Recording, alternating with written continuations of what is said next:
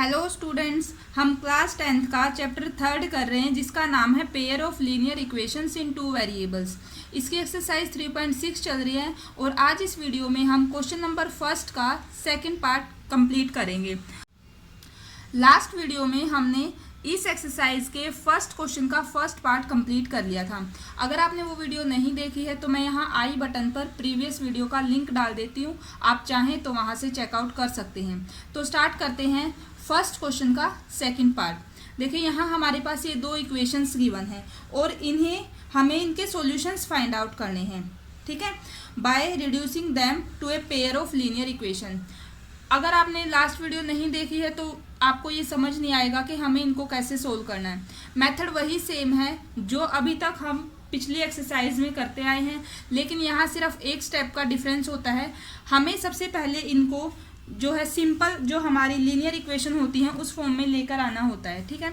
अभी यहाँ आप देखो 2/√x है प्लस 3/√y है इज इक्वल टू 2 है, लेकिन जो हमारी जनरल फॉर्म होती है लीनियर इक्वेशन की वो क्या होती है, ax plus by plus c is equal to 0, कुछ इस तरीके से। यानी यहाँ हमारे पास 1/√x है लेकिन यहाँ x होता है ना वेरिएबल, और यहाँ y।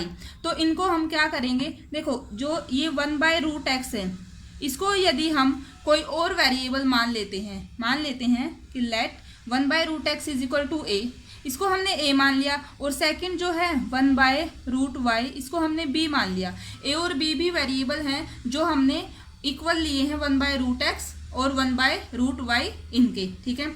अभी इन वैल्यूज़ को हम वापस जो इक्वेशन गिवन थी उनमें पुट करके देखते हैं हमारी जो न्यू इक्वेशंस हैं वो क्या बनेंगी। देखो इसको मैं ऐसे लिख सकती हूँ कि 2 इंटू में 1/√x। एक बार आपको अच्छे से समझ में आए इसलिए और ज़्यादा एक्सप्लेन करके बता रही हूँ ये, ठीक है। अब हम देखो 2 तो एज इट इज़ है, 1/√x की जगह मैं क्या लिख सकती हूँ a, तो ये जो 2/√x था वो क्या बन गया 2a, ठीक है। ये आपको समझाने के लिए बताया गया है। इसी तरीके से ये तो हो गया 2a, प्लस का साइन है तो प्लस ले रहे हैं, फिर है 3/√y, ये क्या बन जाएगा 3b, ठीक है, इज इक्वल टू 2। एक इक्वेशन ये आ गई है, और सेकंड में हम जब रखेंगे, मान लो ये हमारी जो गिवन थी वो फर्स्ट और सेकंड थी, अब जो ये नई इक्वेशन आई है ये हमारे पास थर्ड इक्वेशन है, और अगली क्या आ जाएगी 4a माइनस का 9b इज इक्वल टू -1, ये हमारी फोर्थ इक्वेशन है, ठीक है। अभी हम क्या करेंगे, जो ये दो इक्वेशंस आई हैं इनको हम जो पीछे मेथड्स पढ़ते आए हैं उनमें से किसी भी मेथड का यूज़ करके इनको सोल्व करेंगे और a और b की वैल्यू फाइंड आउट कर लेंगे, ठीक है। उसके बाद वो जो वैल्यू आएगी a और b की उसको वापस यहाँ रख देंगे और हमारे पास x और y की वैल्यू आ जाएगी। इस तरीके से ये हमारा question step by step complete होगा। तो इन दोनों का सोल्यूशन निकालते हैं। सबसे पहले यहाँ देखो आप जो है इसका कोफिशिएंट कितना है 2 है और इसका 4 है। ऐसे ही b का अगर देखें ये 3 है और ये 9 है, यहाँ साइन भी नेगेटिव है, तो या तो आप b के कोफिशिएंट को सेम कर लो या a के कर लो, आपकी मर्जी है।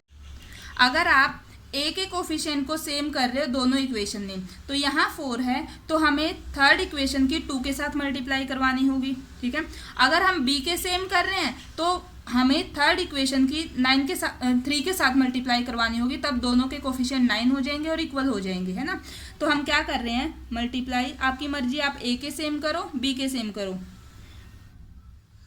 मल्टीप्लाई इक्वेशन थर्ड बाय हम b के कर लेते हैं 3, ठीक है, 3 से मल्टीप्लाई करवा देते हैं। ये आ गया 6a प्लस का 9b इज इक्वल टू पूरी इक्वेशन की होगी ना, तो ये आ गया 6 और ये सेम, ये तो एज इट इज रहेगी। हमने इसकी मल्टीप्लाई करवा ली। अब आप देखो मैंने इसी की क्यों करवाई है। अब अगर मैंने इसकी करवाई है 3 के साथ मल्टीप्लाई, तो अब मैं इसको और इसको ऐड कर दूंगी सिंपली, ठीक है, क्योंकि यहाँ नेगेटिव साइन है यहाँ पॉजिटिव है, तो ये दोनों ऐड करते ही कैंसिल आउट हो जाएंगे। और ऐसे ही अगर आप एक ही करवाते तो आप दोनों को सब्ट्रैक्ट कर देते, फिर आपको साइन चेंज करने होते और फिर वहाँ से भी हमारे पास सॉल्यूशन आ जाता। तो अब जो ये नई इक्वेशन आई इसको मान लेते हैं इक्वेशन 5। एडिंग इक्वेशन ये नहीं लेनी है, अब जो ये है और जो ये न्यू इक्वेशन आई है हमारे पास मल्टीप्लाई करवाने के बाद, फोर्थ एंड फिफ्थ। वैसे भी अभी तक आपको ये मेथड अच्छे से क्लियर हो गया होगा कि इसमें कौन सा स्टेप हमें कैसे फॉलो करना है, ठीक है। फिर भी अगर किसी को कोई डाउट रहता है तो आप नीचे एक कमेंट कर सकते हैं।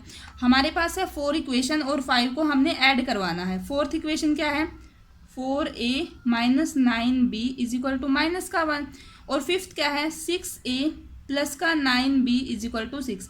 ऐड करवाना है। ऐड करवाने से हमारे साइन तो चेंज नहीं होते, तो हम इनको एज इट इज़ रखेंगे। ये कैंसिल, यहाँ से आ गया 10a इज इक्वल टू 5, तो a की वैल्यू कितनी आ गई हमारे पास, 5/10 यानी कि 1/2। ये अभी a आया है हमारे पास, ठीक है। अभी हम इनमें से या तो इन दोनों इक्वेशन में से किसी में भी a की वैल्यू रख के हमें b की वैल्यू और फाइंड आउट करनी है, और उसके बाद हम x और y निकालेंगे, ठीक है। हम रख देते हैं put a is equal to 1/2 in equation third.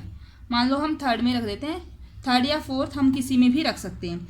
हमारे पास था 2a प्लस का 3b is equal to 2। 2a की जगह 1/2 प्लस का 3b इज इक्वल टू 2 है, ठीक है। 2 से 2 कैंसिल, ये बच गया 1 प्लस का 3b इज इक्वल टू 2। अब देखो 3b उधर 2 पहले से था, ये 1 इधर पॉजिटिव है, उधर जाके क्या हो जाएगा, नेगेटिव हो जाएगा माइनस का, तो 3b is equal to 1, b की वैल्यू आ गई हमारे पास 1/3। अभी ये हमारा कंप्लीट क्वेश्चन नहीं हुआ है, हमारे अभी a और b की वैल्यू आई है, a की 1/2, b की 1/3। हमें x और y की वैल्यू फाइंड आउट करनी होती है। अभी आप देखो, हमने माना था 1/√x हमारा a था, यही हमने माना था। तो देखो 1/√x as it is, a की वैल्यू यहाँ आप पुट कर दो 1/2, यही है। क्रॉस मल्टीप्लाई करो, इसकी इधर हो जाएगी, यानी कि √x इज इक्वल टू 2। तो रूट कैसे खत्म करते हैं, अगर यहाँ रूट है तो हमें दोनों साइड स्क्वेयरिंग करनी होगी। जब हम स्क्वेयरिंग करेंगे तो ये √x का तो स्क्वेयर हो जाएगा और यहाँ 2 का स्क्वेयर हो जाएगा, समझ रहे हो। तो ये जो √x का जब भी स्क्वेयर करते हैं तो x आ जाएगा हमारे पास, और ये आ गया 4। अब ये हमारे पास सॉल्यूशन आया है 1, x is equal to 4। Similarly हमें y की वैल्यू भी फाइंड आउट करनी है। यहाँ बता देती हूँ, हमने माना था 1/√y is equal to b, यही माना था। अब देखो 1/√y है, b की वैल्यू आई है 1/3। सेम क्या करो, क्रॉस मल्टीप्लीकेशन, ये आ गया √y इज इक्वल टू 3। जब दोनों साइड स्क्वेयरिंग करेंगे तो y इज इक्वल टू 3 का स्क्वेयर 9, y की वैल्यू 9 आई है, और हमारे पास x की वैल्यू 4 आई है। अब ये हमारे पास सॉल्यूशन आ गए हैं जो हमारे पास गिवन इक्वेशंस थी इनके।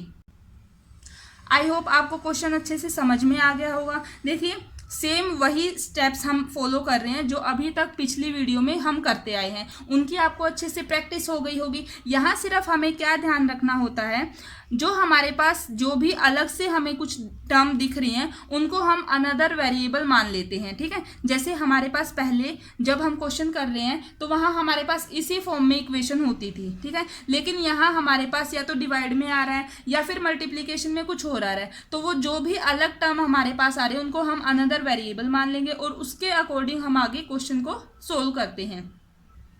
2-3 बार आप एक क्वेश्चन को करके देखोगे तो आपको अच्छे से क्वेश्चन समझ में आ जाएगा।